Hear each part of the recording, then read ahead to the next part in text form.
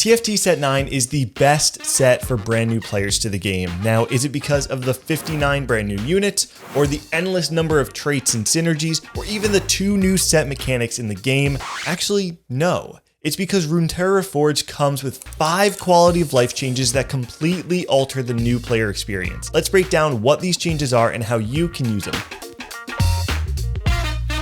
Now, right off the bat, one of the most impressive and important changes to this set has been the new Champion Inspect panel. So typically in TFT before this, it's really difficult to see everything that your unit needed or what they did. And this time around, they replaced the inspection panel with this panel on the right, where I have this Renekton unit, and I can very easily determine that he's Shurima, he's Bruiser, and here's where it gets new though. On top of having the ability right here, it also has suggested placements where you see the hexes light up on the actual board and the range very clearly marked. And we're going to talk about some additional parts of the inspection tool a little bit later, but for right now, it's very easy to see that just optically, it's much better looking, it's much easier to follow, and gives you way more information.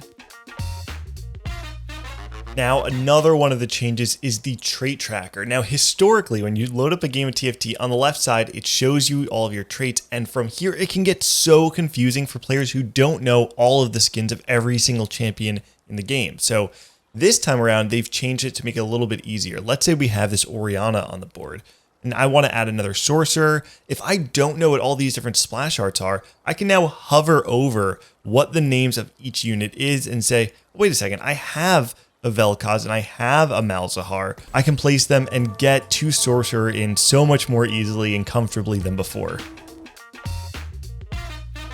Now, this is one of my favorite parts of this set for the new player experience. Let's say you have a unit that you know is strong, like I have a 2-star 2 cost on my board right now, but I don't know what to do with them. I know that they're supposed to go in the front line. I know that they have 1 hex range. I know that they're a Slayer, but if I'm not that familiar with the set, what does that mean? How do I itemize this unit correctly? Well, right down here on the Champion Inspection tool is the recommended items, where it tells you that he is an attack Reaper. So he wants these 80 items like Deathblade, Giant Slayer, Last Whisper, etc. This may not show the best in slot items, but if I look at this and say, hey, you know what? I have a Rune Hurricane and I have a Bloodthirster. Why don't I make one of those items on my 2-star unit now? This is one of the fastest ways to make your boards functional without being incredibly familiar with how the set works.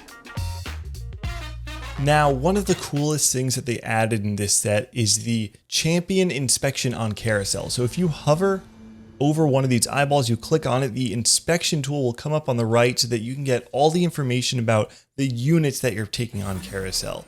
It's incredibly common for people to go into the early parts of the set and not be familiar enough with who the units are, what they do, what their synergies are, that Carousel can be kind of overwhelming. This is a really great change to help you understand what unit you need when you're going into that Carousel round to fill out the team in the right way.